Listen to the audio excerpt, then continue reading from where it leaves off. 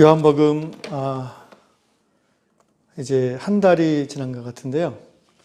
한 달 동안 1장을 마치고 이제 2장으로 오늘 드디어 들어갈 것 같습니다.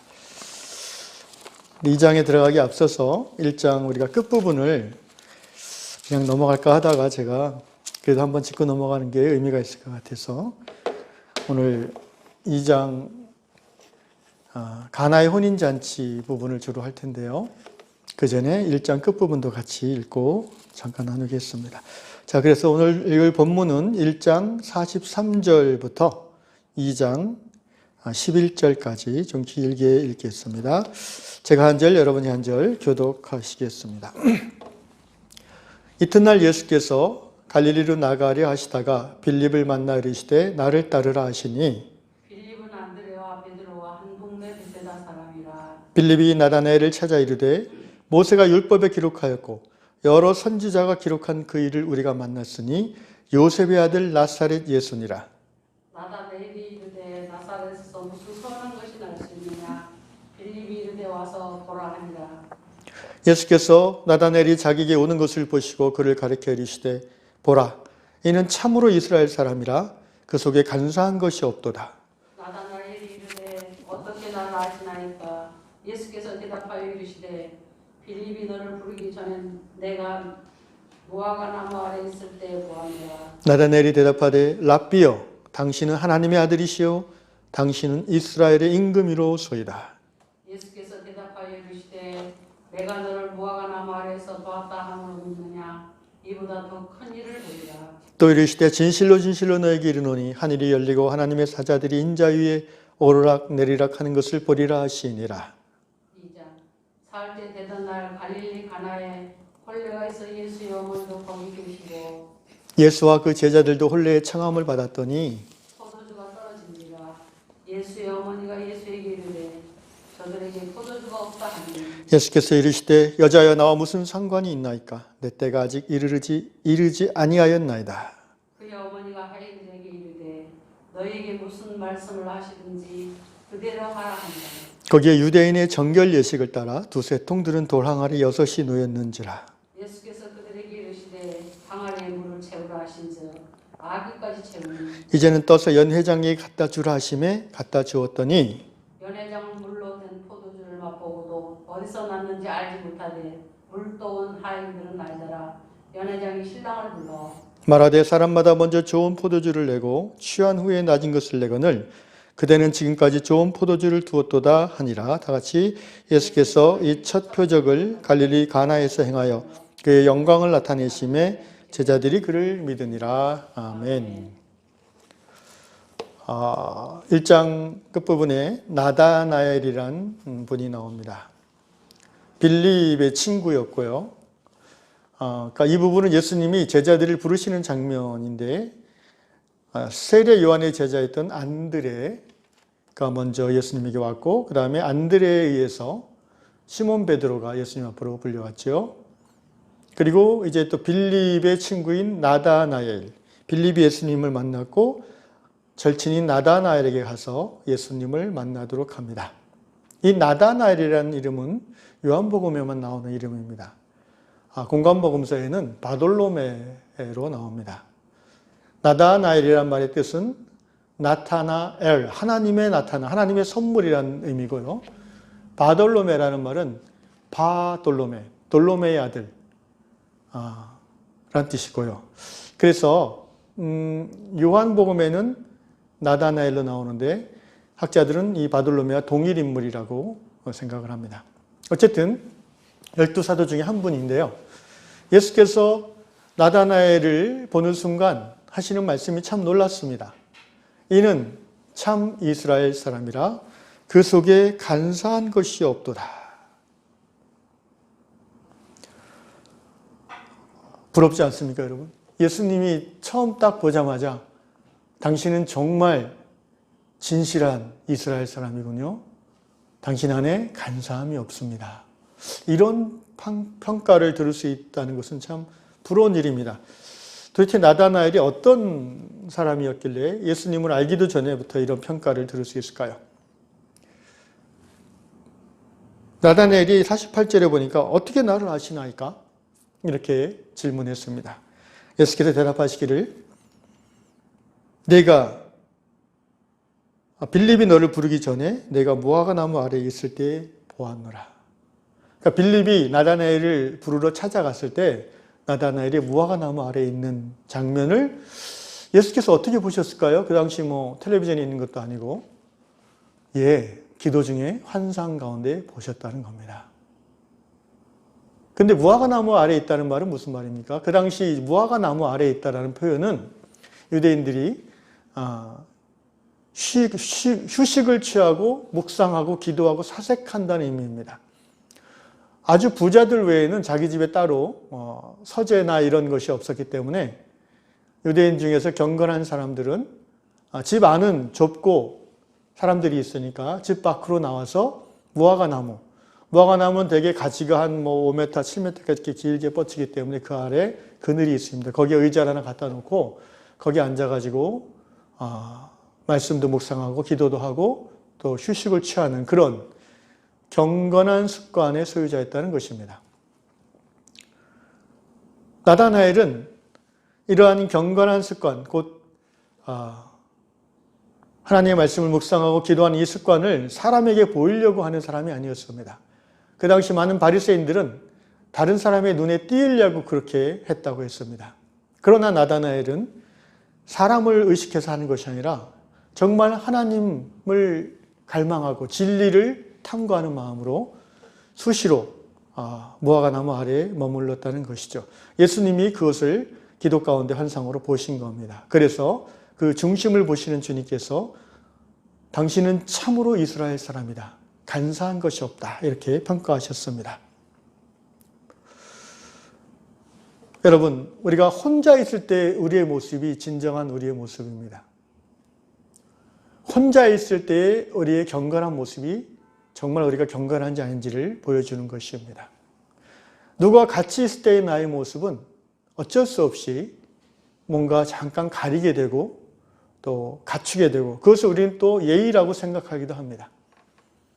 그래서 정말 나의 그 영성의 본질을 보려면 내가 혼자 있을 때 어떻게 사나를 보면 됩니다. 혼자 있을 때의 나의 모습이 나의 신앙 인격이고 나의 믿음의 정도입니다. 사실 이 교훈은 동양 고전인 논어나 중용에도 신독이란 표현으로 나옵니다. 신독이란 말은 이제 홀로 있을 때 삼가다라는 뜻입니다. 신독, 홀로 있을 때 삼가다. 군자는 혼자 있을 때에도 스스로를 삼가하여 학문에 집중해야 된다는 의미죠. 혼자 있을 때 게으름을 피우거나 혼자 있을 때 부끄러운 일을 행하는 것이 아니라 그리고 다른 사람 앞에서는 착하고 올바른 일을 하는 것처럼 사는 것이 아니라 혼자 있을 때 오히려 스스로를 채찍질하여 진리를 추구하고 말씀을 묵상하며 기도하는 그런 거룩한 습관을 몸에 갖고 있는 자, 바로 나다나엘의 영성을 가진 자이고 오늘 예수를 따르는 우리 모두가 본받아야 될 경건의 모습인 줄로 믿습니다. 바라기는 홀로 있을 때 하나님을 더 깊이 묵상하는 저 여러분 될 수 있기를 주 이름으로 축원합니다. 이제 요한복음 2장으로 들어가서 소위 가나의 혼인잔치라는 그런 내용을 보겠습니다. 2장 끝부분 11절에 보니까 예수께서 이 첫 표적을 갈릴리 가나에서 행하여 그 영광을 나타내시며 제자들이 그를 믿으니라. 이제 예수님을 안 지 얼마 안 된 제자들이 비로소 이 표적을 보고 예수를 믿게 되었다라는 의미입니다. 자, 여기서 표적이라고 번역한 단어가 소위 세메이온이라는 헬라 말입니다. 기적이라는 말을 흔히 우리가 성경에서 많이 쓰는데 또는 이적, 기적, 하나님의 역사 이런 표현을 쓰죠. 요한복음은 유달리 세메이온, 이 표적이라는 말을 많이 씁니다. 다른 복음서에서는 디나미스, 어떤 놀라운 능력, 테라타, 헬라어로 기적이란 말이죠. 에르곤, 하나님의 역사라는 뜻으로 번역하죠. 그런 표현도 많이 쓰는데 특별히 요한복음에서는 17번이나 이 세메이온, 표적이라고 번역을 했습니다. 그 의미가 있죠. 요한복음에서 말하는 이 표적이라는 의미는 단순한 기적을 말하는 게 아니에요. 이 표적은 기적 자체보다는 기적을 일으키는 그분에게 집중하는 거예요. 그러니까 이 기적이 기적 자체로도 의미가 있지만 이 기적을 일으킨 그분이 어떤 분인가를 보여주는 거예요. 그걸 표적이라고 합니다. 영어로 그래서 사인이라고 번역했어요. 사인, 징조라고 번역하죠. 사인. 세메이오는 기적을 일으키는 그분이 어떤 분인가를 가리키는 것입니다. 여기서 기적은 이제 물을 포도주로 바꾼 거죠. 그 자체가 기적입니다. 근데 그 물을 포도주로 바꾼 기적의 주인공 예수는 누구인가? 그 예수는 하나님이시다라는 거죠. 그래서 요한복음의 주제를 제가 처음에 예수가 누구인가? 예수는 하나님이시고 하나님의 아들이다라는 것을 밝히 드러내고자 함이라고 말씀을 드렸습니다. 그래서 그것을 믿고 구원을 얻게 하고자 합니다. 이것이 요한복음 20장 마지막 절에 나오는 사도 요한이 직접 쓴 요한복음의 기록 목적이라고 가르쳐 드렸습니다. 요한복음 총 21장 중에 사도 요한은 이 세메이온, 이 표적을 7가지만 기록했어요. 표적이 예수님 공생애 중에 7가지만 있을까요? 수백 가지가 있겠죠. 그런데 사도 요한은 7개만 기록했어요. 어떤 의미입니까? 7이라는 숫자가 의미가 있죠. 완전수라고 합니다.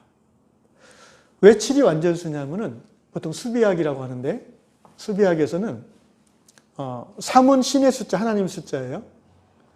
4는 사람의 숫자, 세상의 숫자예요. 동서남북을 가리킨 4. 그리고 3은 하나님의 숫자, 신의 숫자. 이것은 기독교뿐 아니라 대부분의 동양에서도 그렇고 신을 의미하는 숫자는 3입니다. 그래서 기독교의 삼위일체가 다른 세계 공통의 종교에서 봤을 때도 합당한 것이죠. 우리나라 옛날 단군 시대에 그 시대에 이제 신수, 신적 동물로서 꼽히는 것 중에 하나가 기록에 보면 삼족오라는 게 있어요. 삼족오라는 거는 다리가 3개인 까마귀를 말해요. 중국 황하 문명에서 나타나는 것은 다리가 2개인 까마귀인데 우리 단군 신화를 기반으로 한 그 문명에서 나오는 상징적인 새는 삼족오입니다. 이렇듯이 3은 신의 숫자요, 4는 인간의 숫자요. 그 3과 4를 합한 것이 7이므로 완전한 숫자를 말합니다. 하나님, 신과 인간, 이것이 바로 이 온 세상 아니겠습니까? 그리고 3과 4를 곱하면 어떻게 돼요? 12이 나오죠. 이스라엘의 지파의 숫자가 12인 이유가 여기 있어요. 완전하다는 거예요. 어쨌든 요한복음은 그래서 7가지의 세메이온, 표적을 기록합니다. 간단히 말씀드리면 여기 첫 번째가 가나의 혼인잔치에서 물을 포도주로 만든 표적이고요. 두 번째는 요한복음 4장에 나오는 왕의 신하의 아들을 고치는 표적입니다. 그리고 세 번째 표적은 요한복음 5장에 나오는 소위 베데스다 연못에서 38년 된 안진뱅이 병자가 고침받는 표적이고요. 그 다음에 네 번째 표적은 요한복음 6장에 나오는 물고기 5마리와 떡 5개와 물고기 2마리로 5,000명을 먹이시는 기적. 이것이 네 번째 표적입니다. 다섯 번째 표적은 같은 요한복음 6장에서 바다 위를 중력을 거슬려서 바다 위를 걸어오시는 예수의 표적이고요. 여섯 번째 표적은 이제 요한복음 9장으로 건너가서 날 때부터 소경된 자를 고치시는 표적입니다. 자, 마지막 표적은 뭘까요? 요한복음에 나온 마지막 표적은 요한복음 11장에 나오는 죽은 지 나흘 된 썩어 냄새가 나는 시체인 나사로를 살리시는 표적입니다. 이 모든 표적은요, 다 뭘 가리킵니까? 그 표적 자체, 기적 자체가 의미가 있고 그 기적을 경험한 사람들한테는 말할 수 없는 기쁨이요, 특별한 은혜지만 이 모든 기적, 표적이 가리키는 바는 뭐예요? 예수는 하나님의 아들이시다. 아멘.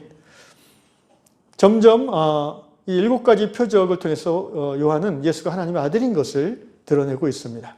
또 요한복음에는 7개의 표적뿐 아니라 7개의 예수님의 자기 선언이 나와요. 소위 헬라말로 에고 에이미, I am이라는 표현인데 이게 이제 출애굽기에 나오는 여호와, 야훼라는 그 말이잖아요. 야훼라는 말이 발음이 이제 정확하진 않겠지만 야훼라고 했을 때 그 뜻이 뭐예요? I am that I am. 나는 나다라는 하나님의 자기 정체성을 드러내시는 표현인데 예수님도 그와 비슷하게 요한복음에서 7번 자기를 표현하십니다. 나는 무엇이다 이렇게.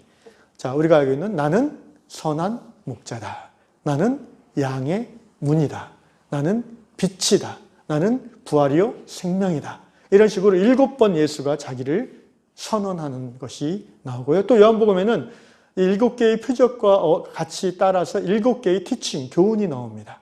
그래서 요한은 이 7이라는 숫자를 아주 의도적으로 상정해서 이 요한복음서를 배열했다고 우리가 이해할 수 있습니다.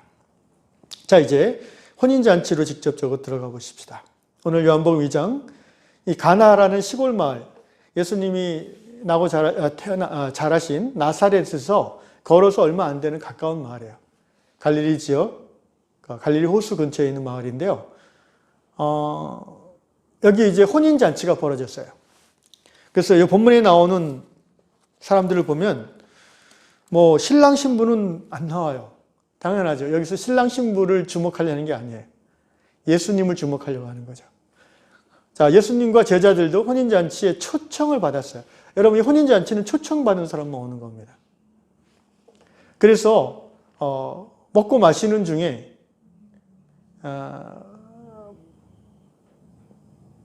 이 옛날에 이 갈릴리 지역, 특별히 이 지역의 혼인잔치는요, 우리가 좀 깊이 이해할 필요가 있어요.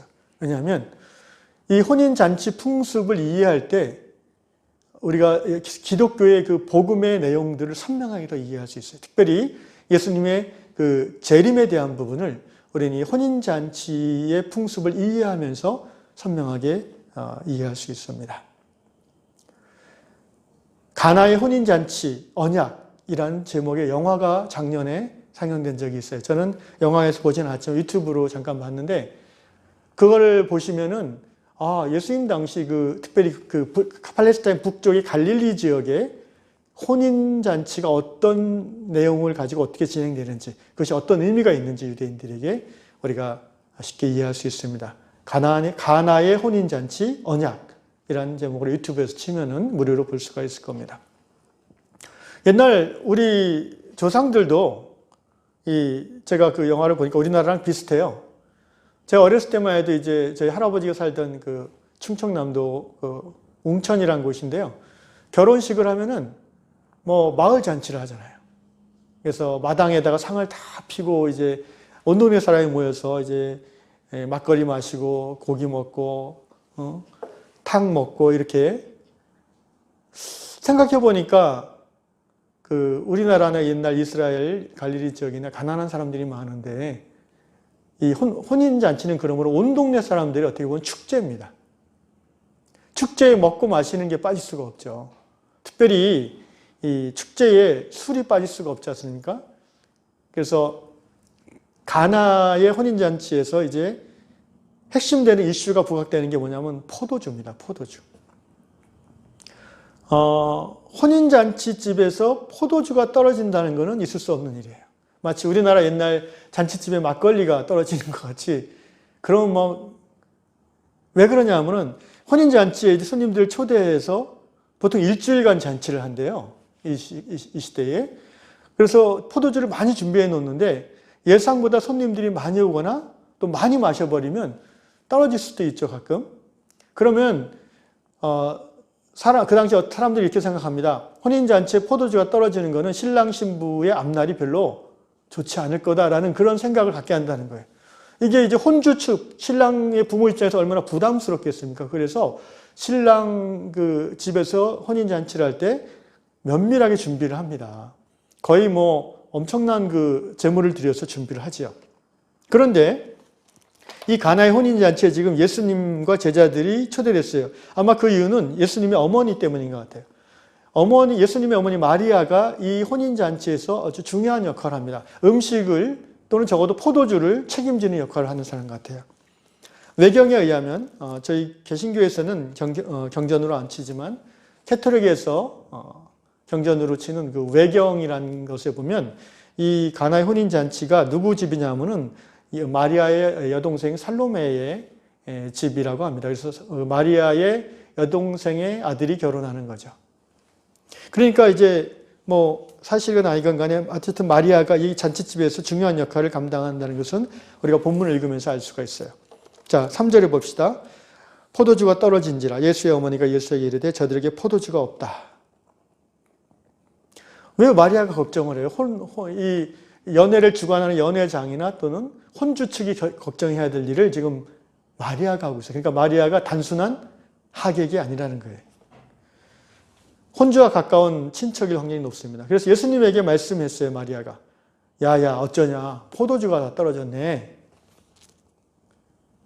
왜 마리아는 예수님에게 굳이 이런 사정을 말할까요? 이게 그냥 하소연하는 게 아니에요. 왜냐하면은 5절에 보니까 그의 어머니가 하인들에게 이르시되 너희에게 무슨 말씀을 하시든지 그대로 하라. 이걸 보면은 단순히 그냥 걱정스러워서 하는 말이 아니라 예수님에게 네가 어떻게 좀 해결해 달라라는 요청입니다. 명백하게. 왜 마리아는 예수에게 그것을 요청했을까요? 아무리 아들이지만 손님으로 온 예수님에게 그걸 요청할까요? 예. 아마도 이 잔치집에 있는 모든 사람들 중에서 유일하게 제자들도 포함해서 유일하게 마리아만 이런 요청을 할 수 있을 거예요. 왜 그렇습니까? 마리아는 예수가 누구인지를 알아요. 자기 아들인과 동시에 이 땅에 오신 하나님의 아들인 것을 자기 뱃속에 가질 때부터 알았어요. 그렇죠? 그리고 전설에 하면 마리아의 남편 요셉은 예수님이 어렸을 때 돌아가셨다고 합니다. 그러니까 마리아는 그 후에 낳은 예수의 동생들과 예수와 함께 가정을 일구어 나갔을 거예요.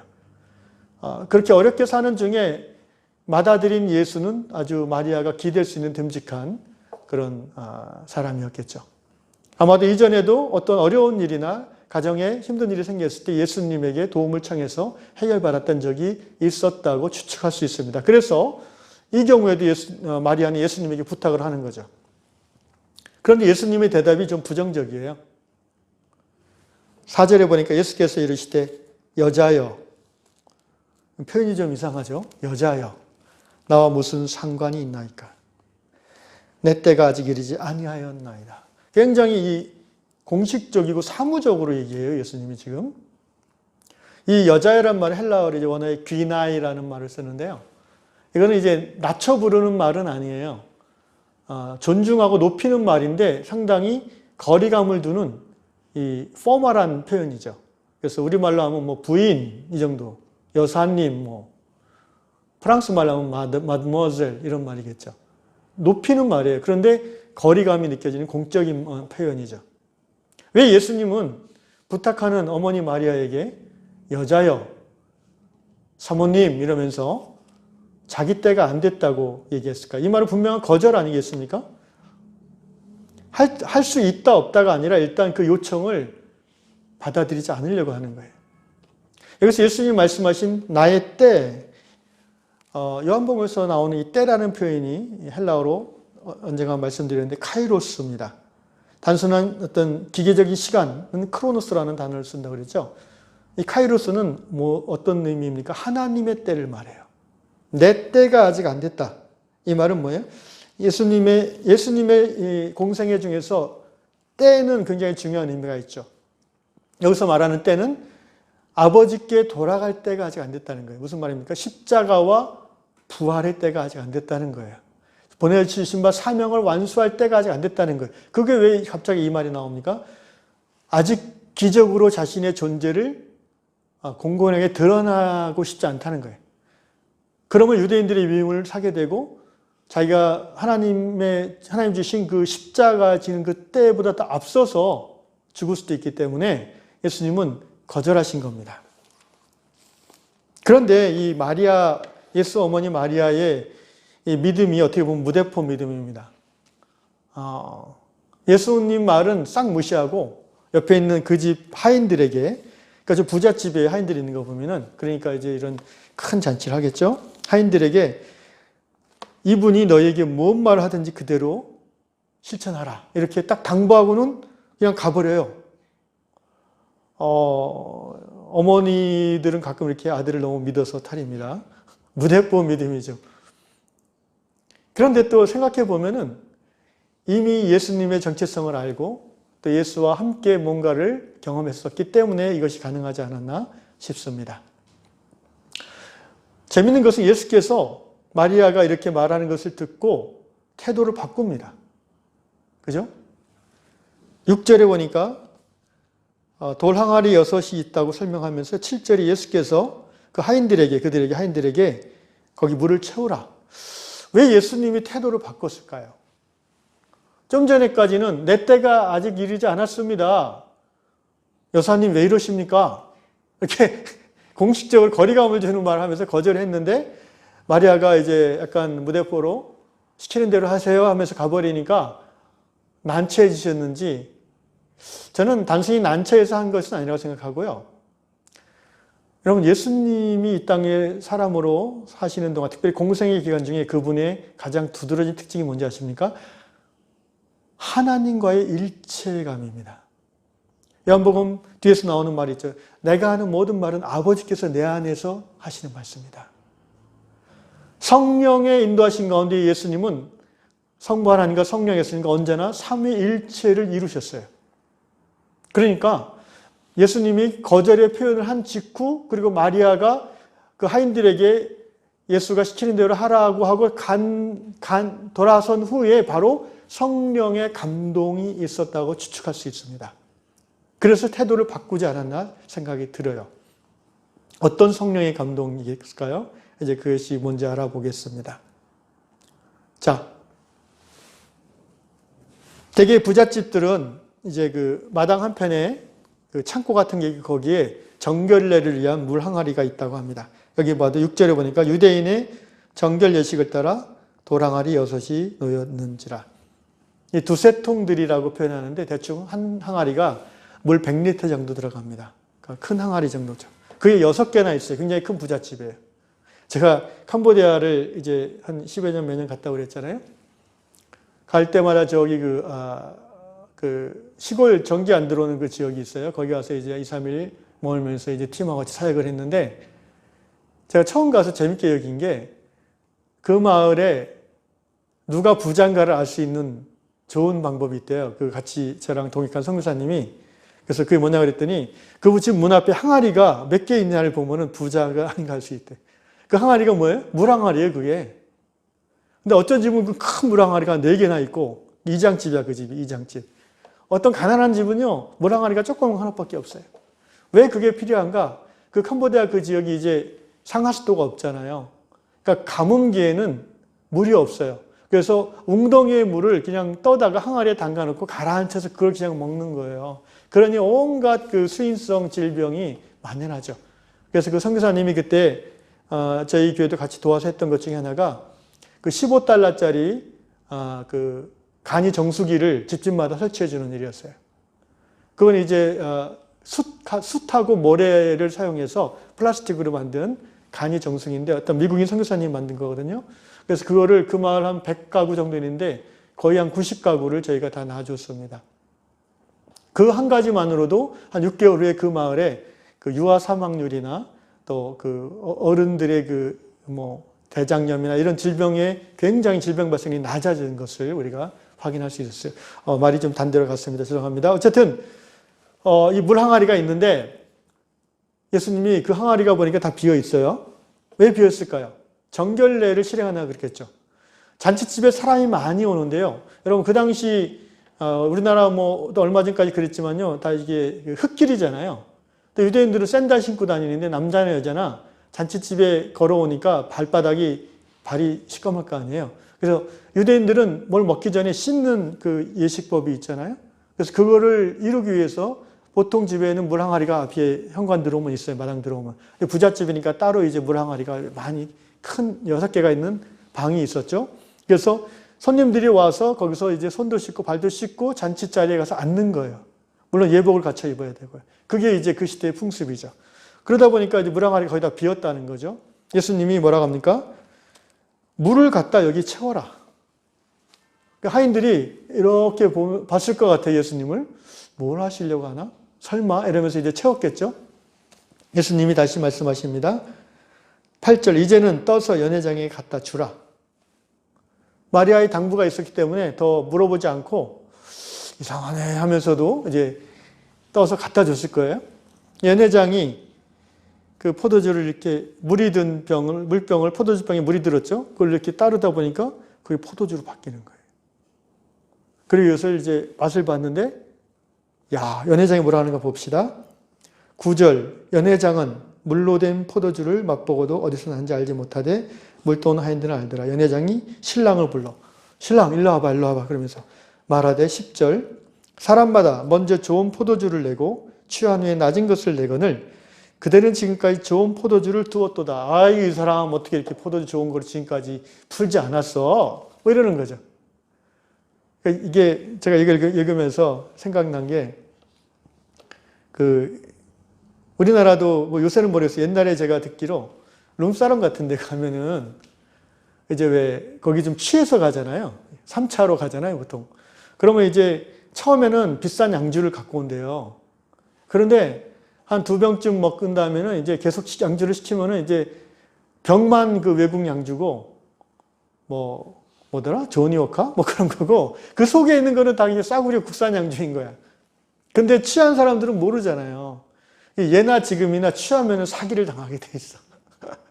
근데 여기 2000년 전 이 갈릴리 지역도 똑같네요. 아니 포도주가 그 당시 비싼 거예요. 일반 서민들은 자주 못 먹어요. 그러니까 어쩌다 결혼식이 있으면은 사람들이 막 죽어라 먹는 거예요. 이제 평소에 못 먹는 거니까. 그러니까 포도주가 동이 났겠죠. 그런데 보통 결혼식 집에서 하는 그 스타일이 처음에는 좋은 포도주를 내줘서 사람들이 막 이거 상품이네. 야, 이 집 주인 정말 인심 좋네. 신랑 신부 잘 살 거야. 막 이렇게 덕담을 늘어놓게 하고 어정을 취한 다음에 이제 싸구려 술을 내놓잖아요. 연회장이 그 얘기 하는 거예요, 지금. 그런데 어떻게 이 집은 이 최고 극상품을 이렇게 마지막에 내놓냐. 너희 정말 대단하다. 훌륭한 집안이다. 이렇게 혼주의 위신이 확 올라가는 거죠. 그리고 더불어서 하객들이 더 즐거워하는 거죠. 와, 박수치고 막 난리가 났겠죠. 신랑 신부 너무 행복하겠죠. 한마디로 기쁨의 혼인잔치가 예수님의 표적을 통해서 이루어진 것입니다. 이걸 보고 제자들이 믿으니라. 뭘 믿어요? 11절에 보니까 그의 영광을 나타내시며 제자들이 그를 믿으니라. 예수가 메시아요 하나님의 아들인 것을 믿으니라. 할렐루야. 그렇습니다. 자, 그러면은 아까 말씀드리다 이제 넘어갔는데 왜 예수님이 마음을 바꿨을까? 생각해 보니까 예수님이 뭔가를 안 하려고 하시다가 한 적이 이번이 처음이 아니에요. 공관복음서에 보면 가나안 여인의 딸이 귀신 들려서 흉악한 귀신 들려서 이제 죽게 됐을 때 또는 수로보니게 여인이라고도 나오죠. 그 수로보니게 여인이 예수의 일행을 붙잡고 내 딸 살려주세요 라고 했을 때 예수님이 뭐라고 했어요? 이스라엘 집에 잃어버린 양 외에는 내가 번영을 받지 아니하였다. 거절했죠. 또 살려달라니까 또 거절해요. 자녀의 떡을 취하여 개들에게 주는 것이 마땅치 아니하다. 아주 심한 말을 하셨죠. 그러자 여인이 뭐라고 했습니까? 혹시 기억하세요? 주여 올소이다마는 개들도 상 아래 부스러기를 먹나이다. 예수님이 이 말을 듣자마자 뭐라고 했습니까? 여자여 내 믿음이 크도다. 내 딸이 온전해질지어다. 그렇게 기적을 베풀어 주셨습니다. 어떻게 보면 아까 말씀드린 것처럼 성령의 인도하심 속에 처음에는 거절하는 듯 하시다가 이 혼인잔치의 기적을 통해서 오고 오는 모든 세대에 예수님이 십자가에 달려 죽고 부활하시고 승천하시고 그리고 다시 오실 것에 대한 사인, 표적으로서 기적을 베풀라라는 하나님의 마음을 깨닫고 예수님이 태도를 바꿨다고 저는 생각합니다. 좀 더 구체적으로 얘기를 해봅시다. 자, 갈릴리 혼인 풍습 통해서 우리가 배울 수 있는 복음의 진리들이 있어요.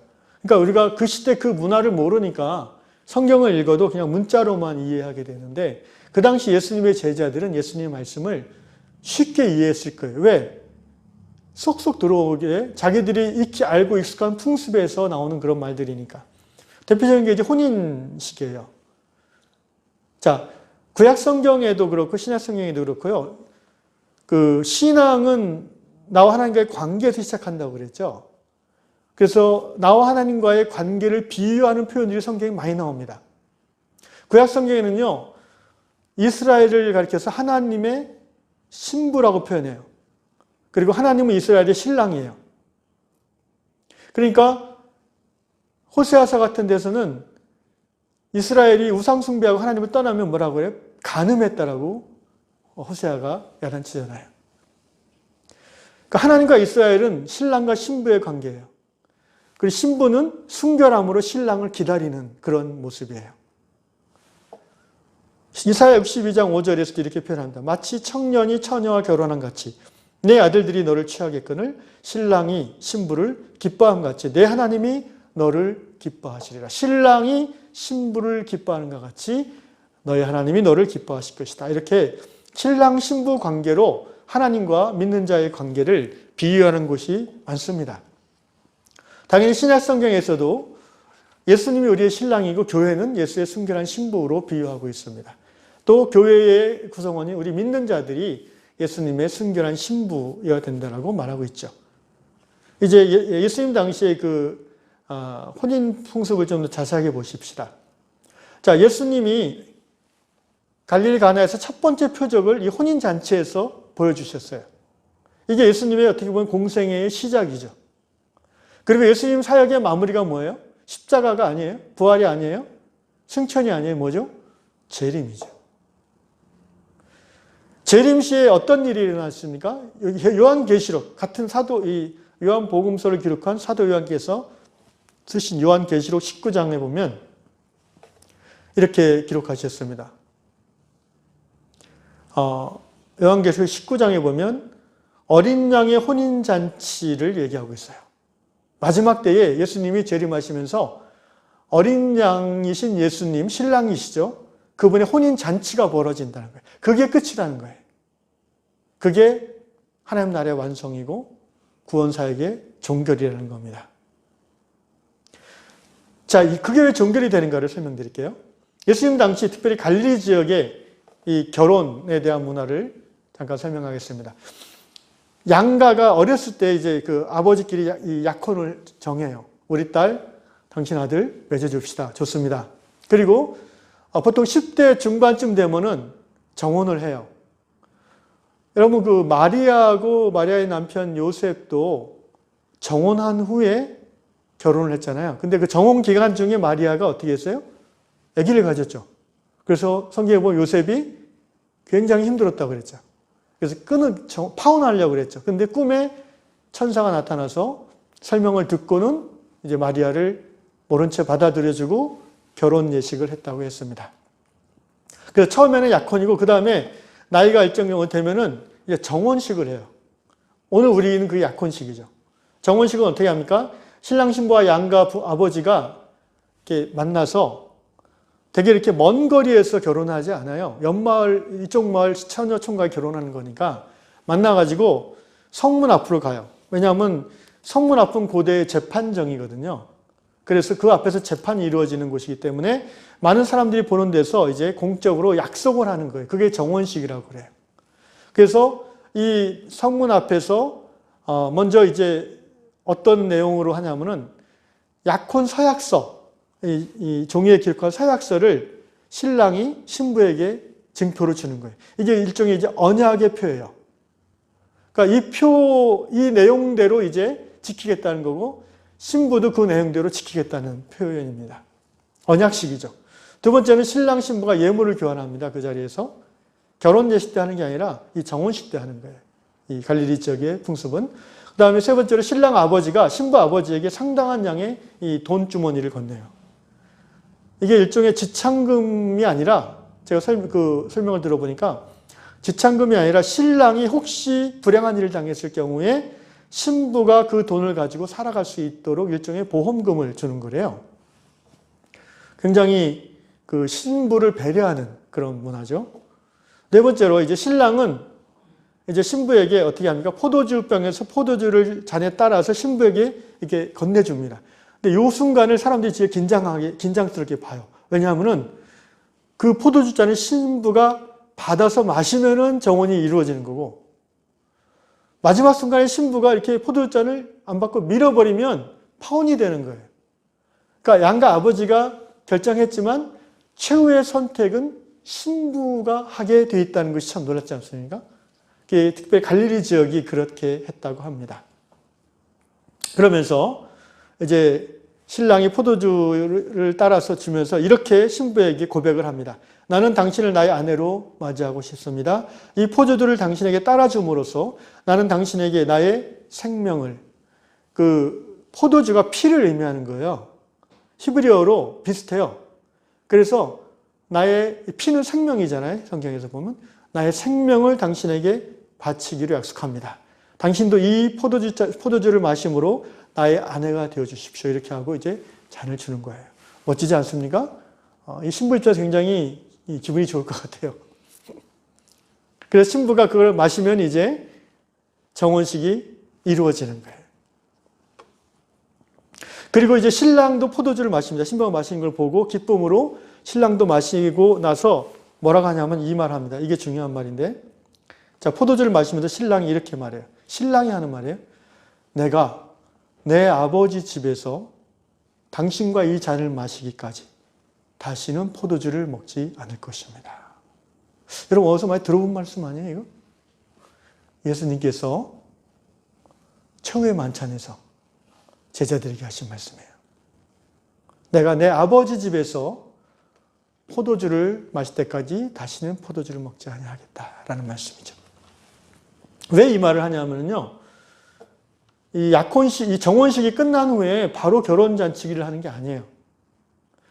1년 후에 해요, 1년 후에. 그러니까 이 정혼 기간이 1년이에요. 그러니까 그 1년 기간 중에 이 요셉과 마리아의 경우에 마리아가 그런 사건이 일어난 거예요. 그 1년 기간 중에 충분하게 이제 뭘 하냐 하면은 요새처럼 뭐 웨딩 문화가 있어서 돈만 내면 하는 게 아니잖아요. 다 직접 준비해야 돼요. 신랑은 1년 동안 뭘 준비하니까 자기 아버지 집에 자기들이 쓸 방이 없잖아요. 그러니까 새로운 방을 만들어야 돼요, 1년 동안. 그래서 목재를 사다가 건축재를 사다가 직접 조금씩 만들어가요. 그리고 필요한 생활 가구들을 이렇게 만들어서 배치해요. 그러니까 1년이 걸릴만 해요. 신부는 뭘 합니까? 신부는 이제 결혼 예복을 만들어요. 뭐 사오는 게 아니라 옷감을 직접 떠다가 조금씩 만들어가는 거죠. 그리고 신부 친구들이 들러리에 올 때 이렇게 쓸 세마포, 그것도 같이 준비하고요. 이런 결혼 준비를 각자가 하는데 1년이 걸리는 거예요. 또 그 기간은 서로를 향한 그리움이 커지는 기간이기도 하고요. 신부는 신랑이 준 그 정혼 선물을 보면서 신랑을 그리워하는 거예요. 문제는 이제 1년이 되는 그날 바로 신랑이 데리러 오는 게 아니라는 거예요. 신랑이 언제 올지를 모른다는 거예요, 신부가. 대개 1년 딱 맞춰서 오지 않고요. 1년이 지나서 뭐 며칠 사이에 오는데 문제는 언제 몇 월 며칠 몇 시에 온다고 얘기를 안 해준다는 거예요. 그리고 더 놀라운 거는요. 신랑도 몰라요. 자기가 언제 가야 될지. 그럼 누구만 알아요? 신랑 아버지만 알아요. 그 당시 풍습이 그래요. 그래서 그 영화를 보면 신랑 아버지가 어느 날 갑자기 저녁에 신랑한테 야, 이제 가서 데리고 와라 그래요. 그러면 그때 신랑이 이제 준비는 갖춰놨으니까 자기 친구들을 불러요. 그리고 들러리를 세우고 그 다음에 동네 친구들 통해서 동네에 이제 잔치를 선포해요. 그래서 사람들에게 오늘 이제 좀 이따 신랑이 신부를 데리러 오니까 예복을 준비하시고 신랑 집으로 모이십시오. 야밤중에 그렇게 하는 거예요, 한밤중에. 그런 후에 이제 신랑이 신부 집으로 친구들과 함께 신부를 데리러 가는 겁니다. 자, 이해가 되셨죠? 여러분 마태복음 25장에 지혜로운 열처녀 비유 기억하시나요? 열처녀, 그 열처녀는 누구예요? 신부의 들러리 친구들이에요. 왜 그들이 밤새 기다립니까? 그리고 왜 등불을 많이 준비하라고 합니까? 신랑이 언제 올지 모르는 거예요. 요 며칠 상간에 계속 기다리는 거예요. 그래서 밤마다. 낮에는 오지 않아요. 밤에 주로 오기 때문에. 그리고 이때부터요. 신부는 신랑도 마찬가지인데 저녁을 안 먹어요. 금식해요. 그래서 자신을 성결케 하는 시간을 갖는 거예요. 그 다음날 아침까지 금식하는 거예요. 신랑이 데리러 온 날이면은.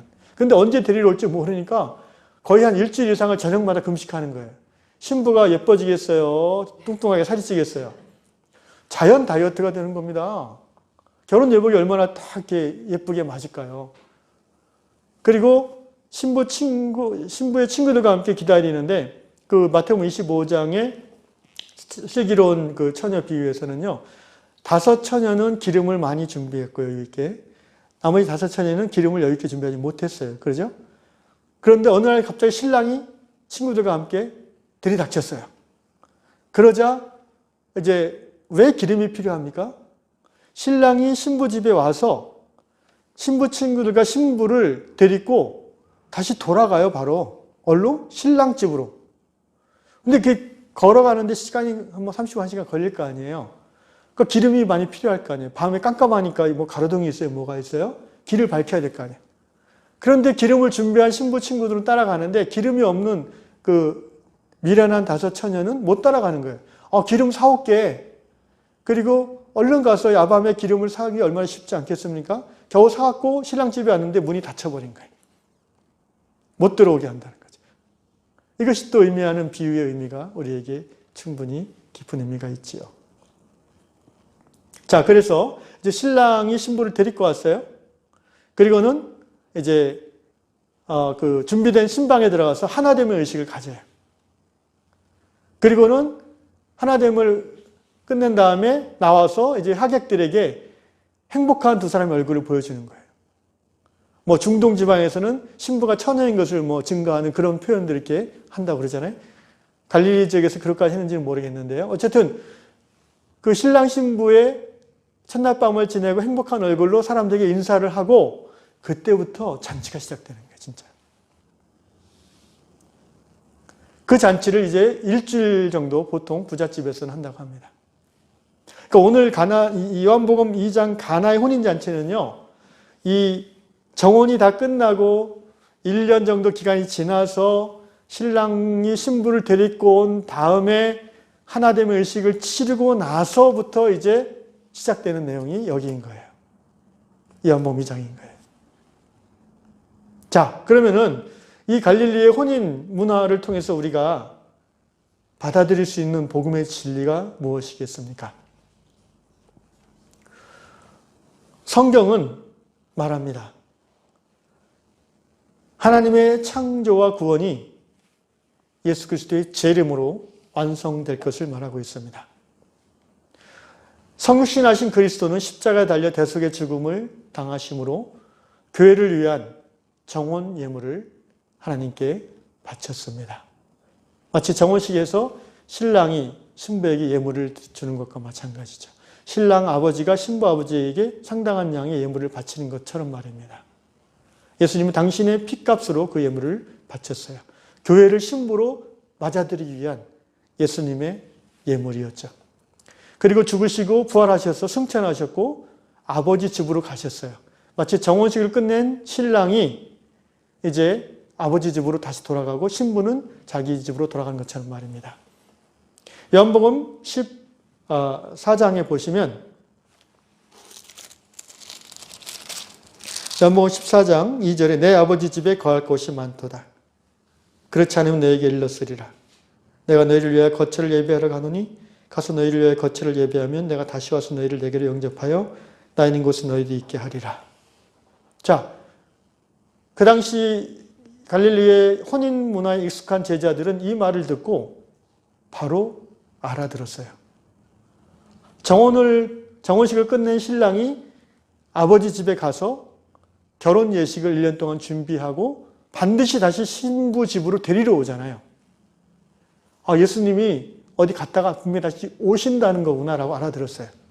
왜 오세요? 자기들을 데리러 온다고 그랬잖아요. 너희 거할 처소를, 신랑이 신부가 거할 수 있는 방을 1년 동안 만든다고 그랬잖아요. 신부를 데리고 와서 그 방에서 같이 사는 거예요. 이러한 결혼 문화에 익숙한 제자들은 쉽게 이해할 수 있는 말이지만 우리들은 이게 무슨 말인지 잘 이해가 안 갈 때가 많이 있어요. 또 예수께서도 아까 신랑의 정혼식 때 한 말처럼 내가 포도나무에서, 마태복음 26장 29절, 포도나무에서 난 것을 이제부터 내 아버지의 나라에서 새 것으로 너희와 함께 마시는 날까지 마시지 아니하리라. 제자들 이 말을 듣자마자 저거 정혼식 때 신랑이 하는 말인데? 예수님이 결혼 잔치 때에 다시 마시겠다는 거구나. 근데 그 결혼 잔치는 아버지 집에서 하지. 이게 다 비유적으로 이제 다가오는 거잖아요.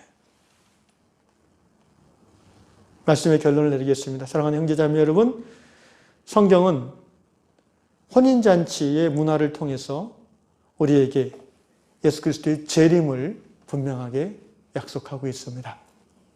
우리는 신랑 되신 예수님을 기다리는 순결한 신부들입니다. 교회가 신부이고 교회를 이루는 성도 한 사람 한 사람이 신부입니다. 이제 이 마지막 시대에 예수님이 언제 재림하실지 아무도 그 정확한 일자를 알 수 없습니다. 오직 하나님 아버지만이 그 때와 그 시를 안다고 예수께서 말씀해 주셨습니다. 신랑도 모른다고 했어요. 그러나 분명히 오십니다. 그래서 우리는 신부같이, 순결한 신부같이 늘 자신을 믿음 안에서 돌아보고 수시로 금식하며 오늘 이 어지러운 세상에 휩쓸리지 아니하고 정말 신랑을 기다리는 신부의 순결한 영성을 유지해야 될 줄로 믿습니다. 사순절 기간입니다. 그리스도의 고난을 묵상하며 우리를 위해 지불하신 예수님의 피를 생각하는 기간입니다. 영적 순결함과 단순한 삶, 말씀과 기도에 집중하는 삶을 사심으로 신랑 되신 주님을 기쁨으로 맞이할 수 있는 저와 여러분 될 수 있기를 주님의 이름으로 축원합니다.